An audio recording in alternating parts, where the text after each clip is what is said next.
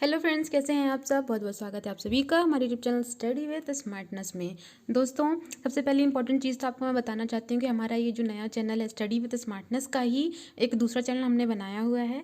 तो दोस्तों, आपका जो एक्चुअली जो हमारा पहला चैनल बना है उसमें कुछ टेक्निकल इश्यूज़ की वजह से हम उसमें वीडियोज़ अपलोड नहीं कर पा रहे हैं। तो आप प्लीज़ हमारे इस चैनल को सपोर्ट करिए, जैसे अभी तक आप हमें सपोर्ट करते आए हैं। और प्लीज़ हमारे इस चैनल को भी उस मुकाम तक पहुँचाइए जैसा आपने अभी तक हमारा साथ दिया है। दोस्तों, चलिए फिर स्टार्ट करते हैं। आज का हमारा जो टॉपिक है मध्य प्रदेश के भौगोलिक क्षेत्र। जी हाँ दोस्तों, इससे पहले के जितने वीडियोस हैं आपको उस चैनल में अभी भी मिल जाएंगे। आप उसको पूरी तरह से विजिट कर सकते हैं आसानी से, अपनी पढ़ाई को और आगे बढ़ा सकते हैं। उसके बाद के सारे वीडियोस आपको इसमें मिलेंगे दोस्तों।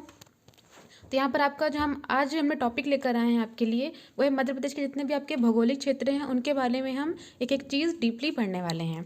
दोस्तों, उससे पहले आप एक जो मैप है वो देख लीजिए।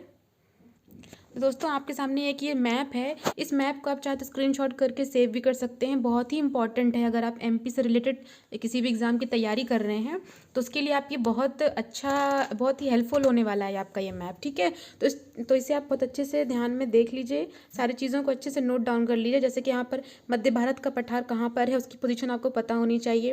ये आपका मालवा का पठार है। नर्मदा घाटी बेसिन इस तरह से बीच से गुजरती हुई है। रीवा का पन्ना का पठार, बुंदेलखंड, बघेलखंड, सतपुड़ा, मैकल स्टडी। ठीक है, तो ये सारी चीज़ें बहुत ही इंपॉर्टेंट हैं और इसी से रिलेटेड हम आपके लिए आगे जो एमसीक्यूज़ लेकर आए हैं। तो दोस्तों, यहाँ पर हमारा फर्स्ट क्वेश्चन है कि मध्य प्रदेश भौगोलिक क्षेत्र का सर्वाधिक क्षेत्र किस पठार के द्वारा घेरा गया है। मतलब कि आपका जो हमने अभी मैप दिखाया है एमपी का, उसमें सबसे ज़्यादा पार्ट, सबसे ज़्यादा क्षेत्र किस पठार के द्वारा घेरा गया है। ठीक है, तो करेक्ट आंसर आपका जाता है दोस्तों ऑप्शन ए, मालवा का पठार। ठीक है दोस्तों, जो मालवा का पठार है एमपी में, इसकी भौगोलिक दृष्टि से बहुत ही महत्वपूर्ण योगदान है, क्योंकि यहाँ पर पूरी आपकी काली मिट्टी, जैसे कि हमने आपको कल बताया था, काली मिट्टी पाई जाती है। और जो काली मिट्टी, जैसे आपको पता है कि ये बहुत ही उपजाऊ होती है। ठीक है, यहाँ पर खेती कृषि के लिए बहुत ही अच्छी उपजाऊ होती है और यहाँ पर काफ़ी सारी नदियों का उद्गम स्थल भी है, नदी का बहाव भी है।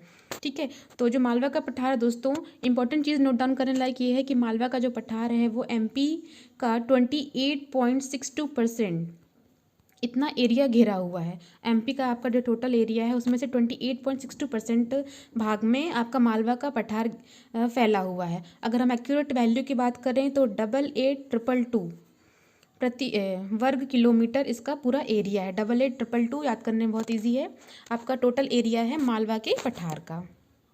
नेक्स्ट क्वेश्चन वही है दोस्तों कि मालवा के पठार में किस प्रकार की मिट्टी पाई जाती है। तो यहाँ पर आपकी गहरी काली मिट्टी पाई जाती है जो कि बहुत ही उपजाऊ होती है।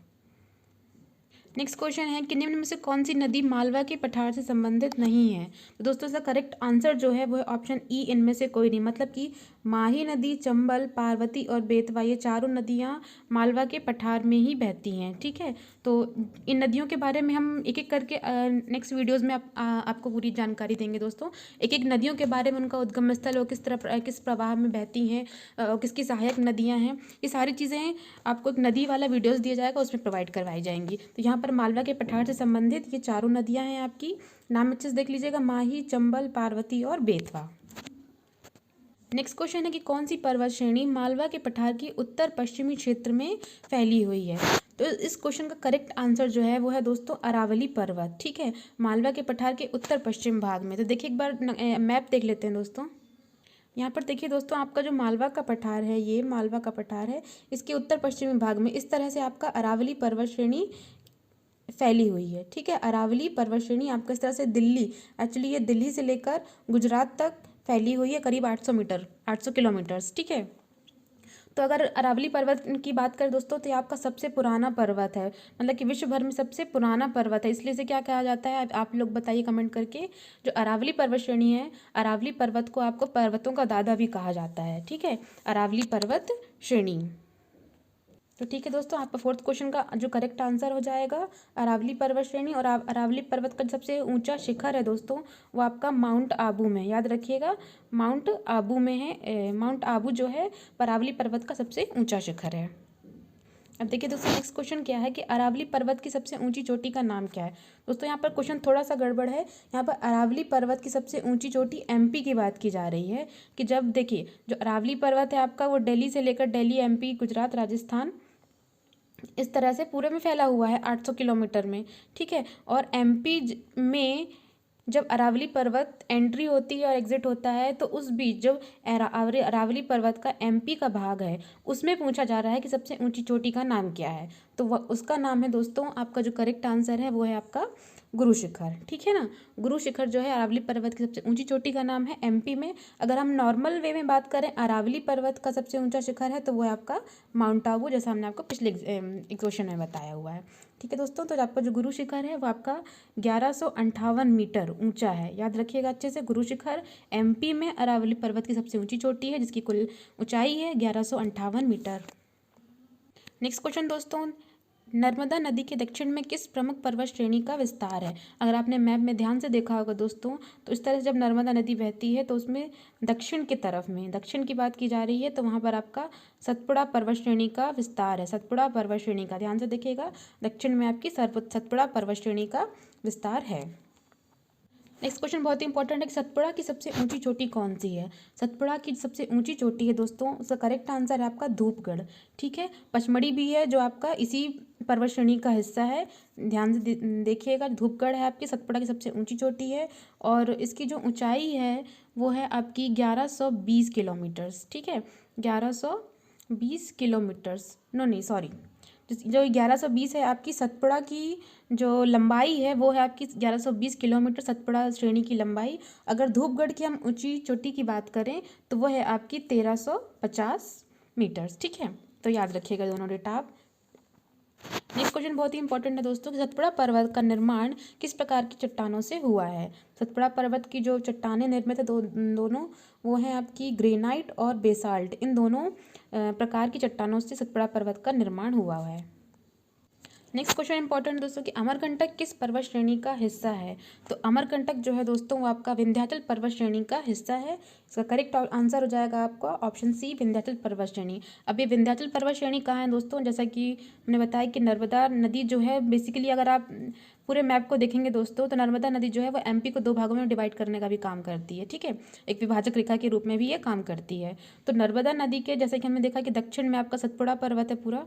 ठीक है, और तो नर्मदा नदी के जो उत्तर में है वो आपका विंध्याचल पर्वत श्रेणी है। यहाँ पर पूरी आपकी उत्तर में विंध्याचल पर्वत श्रेणी है और दक्षिण में सतपुड़ा पर्वत रेंज है। नेक्स्ट क्वेश्चन है कि विंध्याचल पर्वत से किन नदियों का उद्गम हुआ है। तो विंध्याचल पर्वत श्रेणी जो है दोस्तों वहाँ से नर्मदा, सोन, बेतवा इन तीनों का उद्गम हुआ है। तो इसका ऑप्शन जो हो जाएगा करेक्ट आपका ऑप्शन डी हो जाएगा, इन तीनों का। नेक्स्ट क्वेश्चन है कि मध्य प्रदेश में किस श्रेणी का जो निर्माण है वो अवसादी चट्टानों से हुआ है।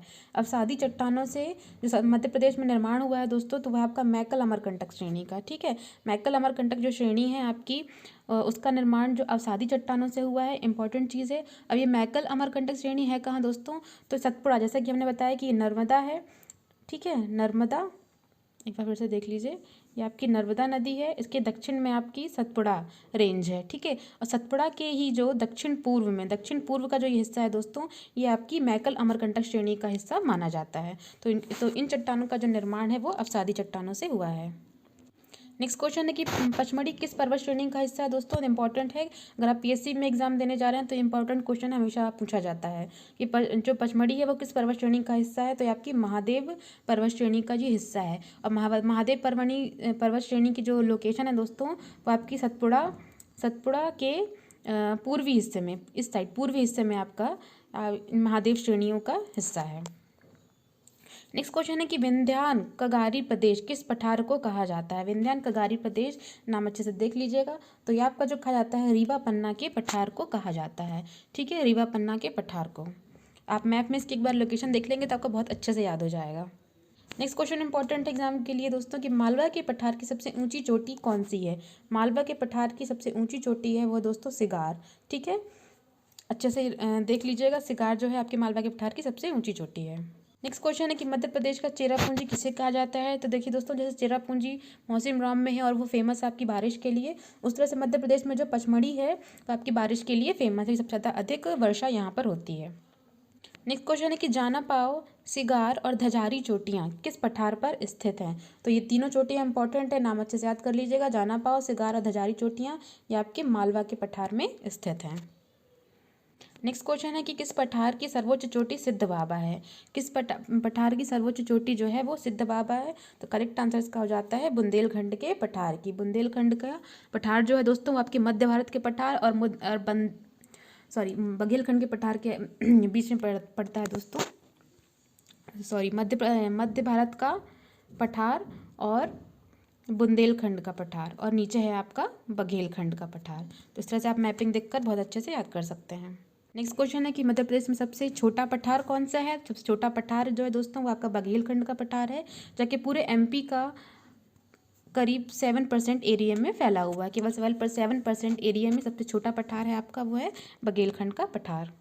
नेक्स्ट क्वेश्चन है कि नर्मदा घाटी किन पर्वत श्रृंखलाओं के मध्य स्थित है। तो ये बहुत ही इंपॉर्टेंट क्वेश्चन है, आपके पीएससी में हमेशा कई बार क्वेश्चन रिपीटेड है कि जो नर्मदा घाटी किन पर्वत श्रृंखलाओं के मध्य बहती है। तो करेक्ट आंसर इसका जाता है विंध्याचल और सतपुड़ा पर्वत के बीच ये बहती है। सूर्य की किरणें किस रेखा पर लंबवत पड़ने पर मध्य प्रदेश में अधिक गर्मी पड़ती है। जैसा आप सबको पता है दोस्तों, पिछले वीडियो में हमने देखा है कि जो मध्य प्रदेश है उसे कर्क रेखा जो है 2 भागों में बांटती है, और ये करीब आपके 14 जिलों से होकर गुजरती है। ठीक है, तो इन सारे फैक्ट्स को आप अच्छे से याद रखिएगा। तो सूर्य की किरणें लंबवत पड़ेंगी जब कर्क रेखा पर, तो मध्य प्रदेश में अधिक गर्मी होगी। नेक्स्ट क्वेश्चन है कि मध्य प्रदेश के किस भाग में अधिक वर्षा होती है। तो आपके पूर्वी भाग जो है मध्य प्रदेश का, वहाँ पर सबसे अधिक वर्षा होती है। नेक्स्ट क्वेश्चन है कि किन जिलों का समूह बुंदेलखंड क्षेत्र में आता है। तो बुंदेलखंड का जो क्षेत्र है दोस्तों वो आपका टीकमगढ़, दमोह, छतरपुर वाले क्षेत्र को कहते हैं आपका बुंदेलखंड का क्षेत्र। टीकमगढ़, दमोह और छतरपुर। नेक्स्ट क्वेश्चन है इंपॉर्टेंट है दोस्तों कि चंदेरी अपनी सीमाओं को बांटता है। चंदेरी जो है दोस्तों उसका इतिहास में बहुत इंपॉर्टेंट महत्व रहा है। ठीक है, चंदेरी के किले वगैरह वहाँ आप काफ़ी पढ़ेंगे आगे जाकर, एमपी के जो नोट्स होते हैं उसमें। तो चंदेरी जो है सीमाएं अपनी मालवा और बुंदेलखंड इन दोनों सीमाओं को अपने में बांटता है। मालवा का पठार और बुंदेलखंड का पठार, इन दोनों जो है वो आपकी चंदेरी द्वारा बांटी जाती हैं। और चंदेरी की आपको पता होगा दोस्तों कि वहाँ की साड़ियाँ बहुत फेमस होती हैं, चंदेरी की साड़ियाँ। अगर हम जिले की बात करें दोस्तों, चंदेरी आपका अशोकनगर जिले में आता है। ठीक है, अशोकनगर जिले में। तो इस जो जितने भी आपके जिले वगैरह हैं, हम दोनों दोस्तों 1 बाय 1 सारे जिलों के बारे में भी पढ़ेंगे। ठीक है, तो नेक्स्ट क्वेश्चन है हमारा कि मध्य प्रदेश में हांडी खो नामक खाई किस जगह पर पाई जाती है। हांडी खो नामक बहुत ही फेमस है दोस्तों, पर्यटक स्थल के नज़रिए से बहुत ही फेमस है ये नाम, कि हांडी खो खाई जो है वो आपकी पचमढ़ी में पाई जाती है। ठीक है, हांडी खो खाई आपकी पचमढ़ी में है। तो नेक्स्ट क्वेश्चन आपका हमारा दोस्तों वीडियो का लास्ट क्वेश्चन है कि मध्य प्रदेश की जीवन रेखा किसे कहा जाता है। तो आप सबको पता होगा कि ये नर्मदा नदी को कहा जाता है। दोस्तों कैसा लगा आपका हमारा आज का सेशन जरूर बताइएगा, और प्लीज़ हमारे इस चैनल को भी थोड़ा सपोर्ट करिए, अपने फ्रेंड्स में शेयर करिए और फॉलो करिए। ठीक है दोस्तों, बाकी किसी भी तरह की प्रॉब्लम्स के लिए आप हमारे साथ डायरेक्ट कंसल्ट कर सकते हैं। हमारे टेलीग्राम चैनल को भी ज्वाइन कर सकते हैं फ्री PDF के लिए। धन्यवाद।